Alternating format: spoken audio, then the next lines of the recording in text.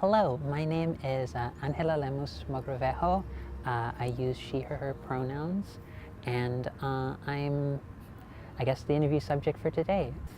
I would say the best way to describe myself is just a writer in general. I, in particular, like to describe myself with a lot of the identity categories I associate myself with the most. So when I say writer, I generally say disabled, trans woman of color writer. A lot of these different terms that they don't seem important and they seem needless to people who've never had to deal with not being treated as default. And I think because of that, it's why I'm specific in saying I am a disabled trans woman of color writer. But a lot of the issues, I'd say, to sum up my interest in a lot of the topics and a lot of the things that I try and talk about and advocate around, are usually based on starting with what's happening to, let's say, disabled youth of color, or homeless trans women of color who, let's say, are sex workers or who are dealing with abusive relationships, whether those are from people who are not in activist communities or organizing communities, or whether they are just dealing with trauma in general. I think trauma is one of those areas that is so dicey to get into, but I think it's grounds for fertile conversations and very productive conversations of disability rights and disability justice and just disability advocates in general. Folks who are talking in those circles start talking about how they connect to other people. Because I think disability justice has been one of those areas where we've seen so much productive conversation about where so many different, apparently disparate topics actually have major connections to one another. I think ultimately disability justice is about enacting a world in which we actually care about each other. And what I mean by actually care about each other is that we stop really trying to work from perspectives that say our productivity equals what we're worth, that when we make mistakes, we should be tossed aside, and that people who have done intense harm can't be redeemed. We need to be able to talk about mental health disabilities is within that sphere of topics that disability can have space for, because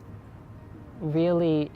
I've seen so many different people, and even in disability rights spaces, they still use kind of the language of like idiot or intelligence, or they use crazy or insane or bipolar. And I realize, again,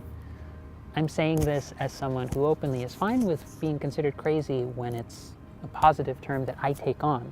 and that if you're anyone from overlap of queer, trans, disabled communities of color and such, you know what the difference is between people taking on a term to reclaim for themselves and other people throwing it on you as a sign to indicate you are less than. I think we still need to push a little bit more and keep expanding the room to say, like, disability can hold this, and if it can't, why can't it not? I hope that at the very least we can get to a point where if we're talking about mental health issues, if we're talking about mental illness, whatever terms we're wanting to use, psychiatric disabilities I know is the one, that we're just able to give it the full three-dimensional complexity that it deserves. I'm a crazy person, I know this. I'm perfectly happy with this, but that sense of contentment with that came from a lot of evaluation and a lot of looking at various things.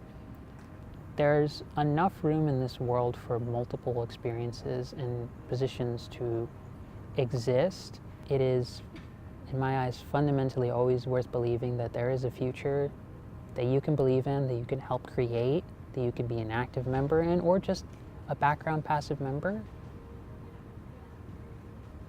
And that there's a future that you can live towards, that has space for you, that has space for all of us to care about one another, to live,